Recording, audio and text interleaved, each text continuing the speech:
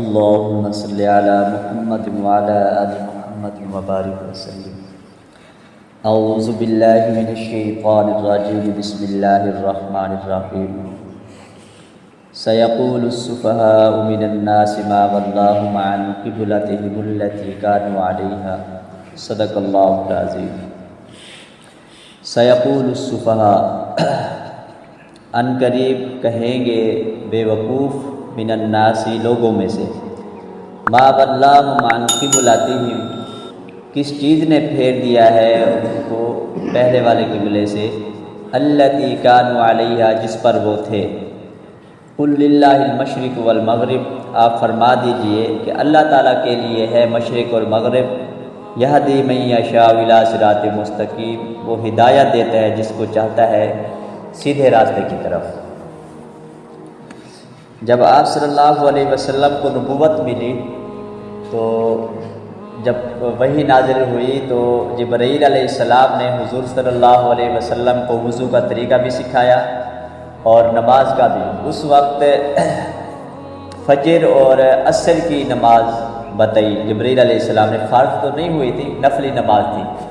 آپ صلی اللہ علیہ وسلم فجر اور عصر کی نماز پڑھتے تھے. اس کے بعد 10 سال بعد نبوت کے پھر معراج ہوا. معراج پہ پھر 5 نمازیں فرض ہوئی.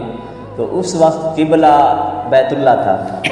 پہلے بھی جب آپ صلی اللہ علیہ وسلم فجر اور عصر کی نماز پڑھتے تو بیت اللہ میں آتے اور بیت اللہ میں جس طرف حجر اسود ہے اس طرف منہ کر کے نماز پڑھتے. تو اس طرح نماز پڑھنے سے بیت اللہ کی طرف بھی منہ ہو جاتا اور مسجد اقصی کی طرف بھی. اور کبھی کبھار دوسری طرف بھی پڑھ لیتے، یعنی بیت اللہ کی دوسری طرف سے. اکثر نماز پڑھتے جس طرف حجر اسود ہوتا تھا اس طرف سے دونوں طرف منہ ہو جاتا، مسجد اقصی کی طرف بھی اور بیت اللہ کی طرف بھی. جب ہجرت کر کے مدینہ پہنچے تو اس وقت اللہ تعالیٰ نے حکم دیا کہ اب تم مسجد اقصی کی طرف منہ کر کے نماز پڑھو. تو اس کی وجہ یہ تھی کہ پہلی کتابوں میں تورات، انجیل، زبور میں آپ صلی اللہ علیہ وسلم کی یہ صفت بیان کی گئی تھی کہ جہاں دوسری صفتیں تھیں یہ بھی صفت تھی کہ آپ صلی اللہ علیہ وسلم نبی القبلتین ہوں گے، یعنی 2 قبلوں والے نبی ہوں گے. بیت اللہ کے بھی کی طرف بھی نماز منہ کر کے نماز پڑھتے ہوں گے اور مسجد اقصی کی طرف بھی. اگر وہاں حکم نہ ہوتا مسجد اقصی کی طرف منہ کر کے نماز پڑھنے کا تو یہودی اور عیسائی یہ پروپیگنڈا کرتے، یہ اعتراض کرتے کہ جو ہماری کتابوں میں نبی کا ذکر ہے اس کی یہ صفت بیان کی گئی ہے کہ وہ القبلتین ہوں گے، 2 قبلوں والے نبی ہوں گے، لیکن اس میں وہ تو صفت نہیں پائی گئی، اس لیے ہم اس نبی کو نہیں مانتے. تو ان کا منہ بند کرنے کے لیے اللہ تعالیٰ نے مسجد اقصی کی طرف منہ کر کے نماز پڑھنے کا حکم دیا تھا. 16 یا 17 مہینے تک آپ صلی اللہ علیہ وسلم مسجد اقصی کی طرف منہ کر کے نماز پڑھتے رہے. اس کے بعد مدینہ منورہ میں ایک قبیلہ ہے، قبیلہ بنو سلمہ. تو ظہر کے نماز اس قبیلے میں ادا فرما رہے تھے ان کی مسجد میں. تو ظہر کی 2 رکعتیں آپ صلی اللہ علیہ وسلم نے پڑھ لی تھی. اس کے بعد جبرائیل علیہ السلام آئے اور حکم دیا کہ اللہ تعالیٰ کا حکم ہے کہ اب آپ بیت اللہ کی طرف منہ کر کے نمازیں پڑھیں. تو آپ صلی اللہ علیہ وسلم اسی نماز کے اندر ہی بیت اللہ کی طرف منہ کر لیا اور پیچھے صحابہ نے بھی کر لیا. تو اس پر مشرکین اور یہود اور نصارہ کا شور شروع ہو گیا، اعتراضات شروع ہو گئے، پروپیگنڈا شروع ہو گئے.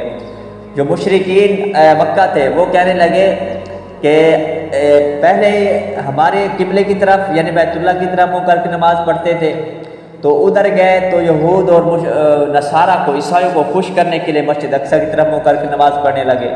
اب جب غلطی کا احساس ہوا پھر ہمارے قبلہ کی طرف منہ کر کے نماز پڑھنے لگے. یہ مشرکین کا اعتراض تھا. اور جو یہودی اور عیسائی تھے ان کا اعتراض تھا اگر وہ پہلے والا قبلہ ٹھیک تھا تو پھر تبدیل کیوں کیا، اگر پہلے والا قبلہ غلط تھا تو اب اس کی طرف منہ کر کے نماز کیوں پڑھ رہے ہیں. تو ان کا یہ اعتراض تھا. ان کا یہ اس پروپیگنڈے جو انہوں نے یہ بنایا ہے پروپیگنڈا اور اعتراضات شروع کرنے تھے انہوں نے، تو اس کا اللہ تعالیٰ نے شروع سے ہی جواب دے دیا کہ سیقول السفہاء من الناس کہ ان قریب لوگوں میں سے بے وقوف لوگ یہ کہیں گے. اب کیونکہ یہ اللہ کا حکم تھا، جو اللہ کے حکم پہ اعتراض کرے وہ بے وقوف ہی ہوتے ہیں. ان قریب لوگوں میں سے بے وقوف یہ لوگ کہیں گے ما ولاهم عن قبلتهم التي کہ کس نے ان کو پھیر دیا ان کے قبلہ سے، التي كانوا علیہا جس پر وہ پہلے نماز پڑھتے تھے. تو اللہ تعالیٰ نے فرمایا حضور صلی اللہ علیہ وسلم کو ان سے آپ کہتے ہیں قل للہ المشرق والمغرب، کہ مشرق اور مغرب اللہ تعالیٰ کا ہے. یعنی پہلے بیت اللہ کی طرف منہ کر کے ہم نماز پڑھتے تھے، وہ بھی اللہ کا حکم تھا. پھر بعد میں مسجد اقصیٰ کی طرف منہ کر کے نماز پڑھتے تھے، وہ بھی اللہ کا حکم تھا. اب بھی اللہ کا حکم ہے کہ ہم بیت اللہ کی طرف منہ کر کے نماز پڑھیں. قل للہ المشرق والمغرب، اللہ تعالیٰ کے لیے مشرق اور مغرب. یہدی من یشاء الی صراط مستقیم، اور اللہ تعالیٰ ہی ہدایت دیتا ہے سیدھے راستے کی طرف. ہدایت کس کو دیتا ہے؟ یہ قد سمی اللہ جو پارا اس میں آیا ہے، یہدی الیہ من یریب، جو اللہ تعالیٰ کی طرف رجوع کرتا ہے، یعنی جو اللہ تعالیٰ کی طرف ارادہ کرتا ہے. اللہ تعالیٰ زبردستی کسی کو کافر نہیں بناتے اور نہ ہی زبردستی کسی کو مسلمان بناتے ہیں. جو ارادہ جس چیز کا کرتا ہے، اگر مسلمان ہونے کا ارادہ کرتا ہے یہدی الیہ من یریب، تو اللہ تعالیٰ اس کو ادھر پھیر دیتے ہیں، مسلمان کر دیتے ہیں. اور جو ارادہ کرتا ہے کفر کا، تو اللہ تعالیٰ اس کو کفر کی طرف لے جاتے ہیں. جو نیکی کا ارادہ کرتا ہے اللہ تعالیٰ اس کو ادھر پھیر دیتے ہیں، اور جو برائی کا ارادہ کرتا ہے تو اللہ تعالیٰ اس کو برائی کی طرف پھیر دیتے ہیں. ارادے میں ہم جو ہے خود مختار ہے. ہم یہ نہیں کہہ سکتے کہ اللہ تعالیٰ ہمیں ہدایت دے گے تو ہم مسلمان ہوں گے، اللہ تعالیٰ ہدایت دے گے تو ہم نماز پڑھیں گے، ہم یہ نیکیاں کریں گے. ہم یہ نہیں کہہ سکتے. ہمارا جو ارادہ ہے اللہ تعالیٰ نے اس ارادے میں ہمیں خود مختار رکھا ہے. تو جس چیز کا ہم ارادہ کریں گے اللہ تعالیٰ ادھر پھیر دیں گے. تو اسی کو فرمایا کہ یہدی من یشاء الی صراط مستقیم، اللہ تعالیٰ ہدایت دیتا ہے جو چاہتا ہے الی صراط مستقیم، سیدھے راستے کی طرف. اب کافر ہے وہ ارادہ نہیں کر رہے ادھر آنے کے، سیدھے ان کو بات سمجھ نہیں آ رہی، اسی لیے اللہ تعالیٰ ان کو سیدھے راستے کی جو ہے ہدایت بھی نہیں دے رہا. آگے انشاءاللہ کرتے ہیں. اللہ تعالیٰ عمل کی توفیق.